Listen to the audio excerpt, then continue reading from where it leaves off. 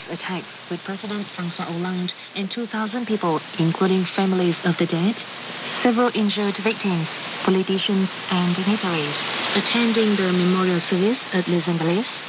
In his address, President Hollande strongly criticized terrorists and named exactly the Islamic State the culprit. Hollande said the attackers acted in the name of an incense cause and promised that France will do everything possible to destroy the army of fanatics who committed these crimes.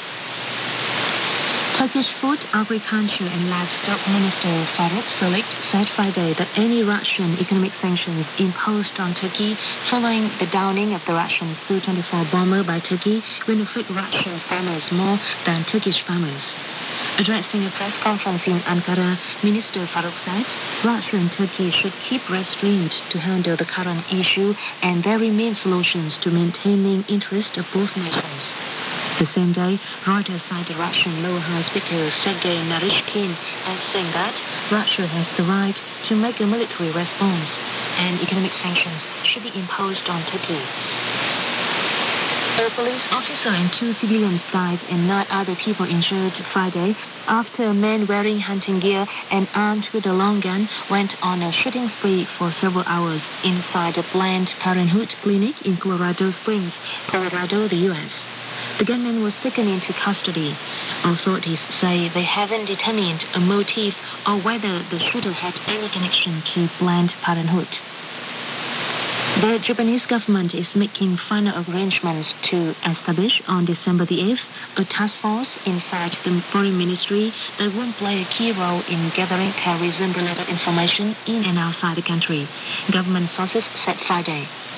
Prime Minister Shinzo Abe will inform French President François Hollande of the plan when the 2 leaders meet on the sidelines of the UN Climate Summit in Paris that opens Monday. This is considered a sign of Japan's eagerness to work closely with the international community on counter-terrorism following the deadly Paris attacks. And now to end the news, the main points once again. Vietnam expects a GDP growth rate of 6.5% this year. $2.3 billion will be reserved for sustainable poverty reduction until 2020. And France holds memorial services for victims of the Paris attacks. That's the news.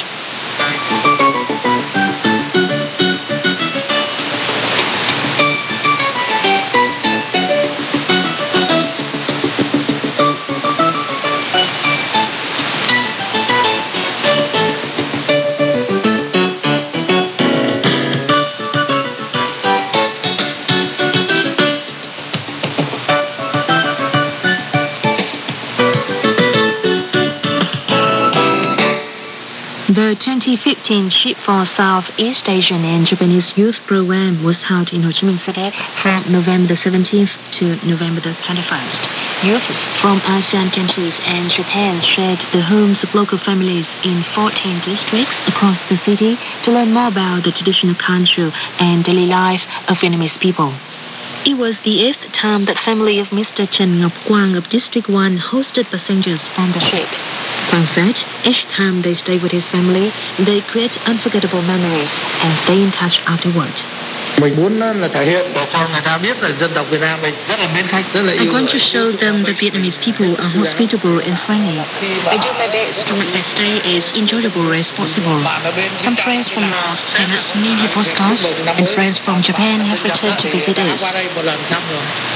Trần Thị Tuyết Hương of District 3 took care of 2 young people from Indonesia like sons. She wakes up early to go to the market and buy fruit for them every day. Hương said the daily meals embrace the culture of Vietnamese people and their sense of community. I knew they were Muslims, so I just bought fish and shrimp. Then Vietnamese fried cakes for dessert.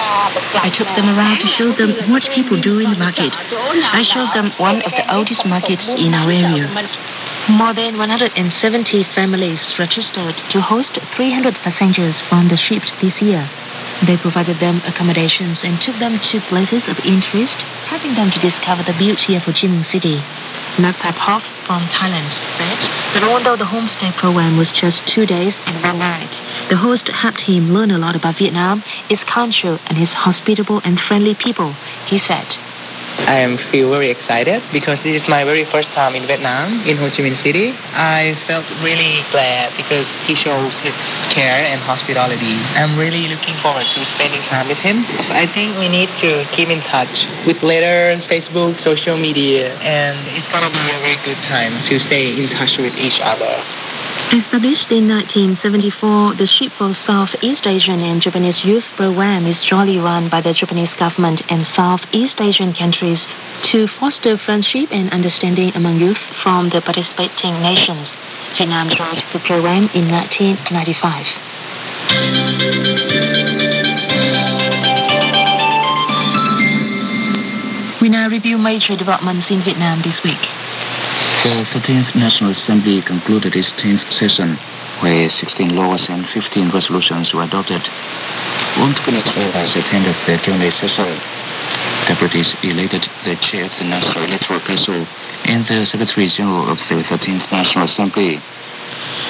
President Trương Tấn Sang and German President Joachim Gauck expressed pleasure at the rapid development of the Vietnam-Germany strategic partnership at a press conference in Berlin. They agreed to enhance the exchange of delegations at all levels and effectively implement a bilateral cooperative mechanism.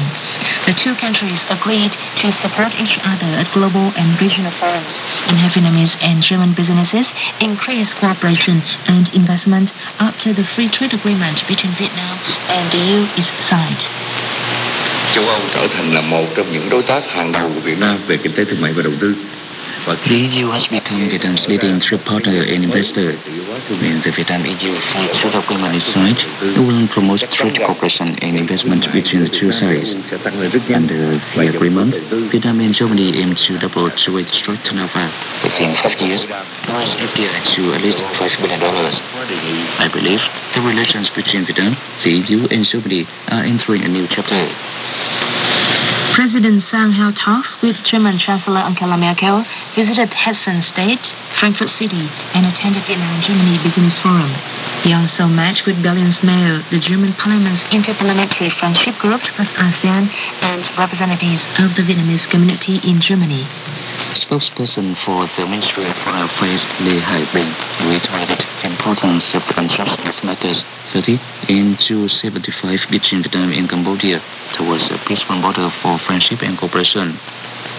With regard to Vietnam's response to the hearing of the UN Permanent Court of Arbitration over the Philippines' lawsuit against China concerning the EC issue, he said, là quốc gia trực tiếp liên quan đến tranh chấp ở Biển Đông.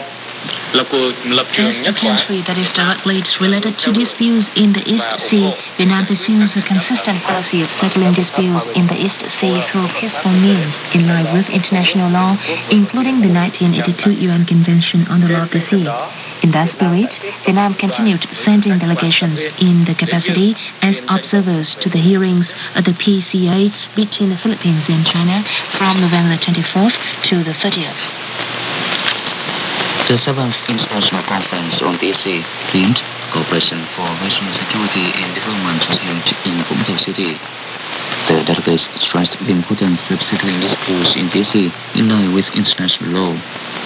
They emphasized the role played by the UN Convention on the Law of the Sea as a foundation to define territorial and jurisdictional rights by related countries. The ASEAN Telecommunications and Information Technology Ministers Meeting, or ASEAN TALMIN 15, took place in Da Nang.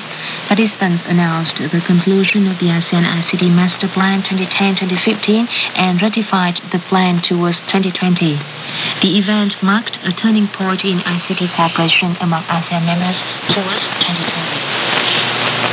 The Vietnam Journalists Association hosted a ceremony in Hanoi to mark the 40th anniversary of the Confederation of ASEAN Journalists and the 18th General Assembly of the Confederation of ASEAN Journalists. This General Assembly of the Confederation of ASEAN Journalists developed a specific action plan for the organization and the Journalist Association of each country, and there was a review of major developments in Vietnam this week.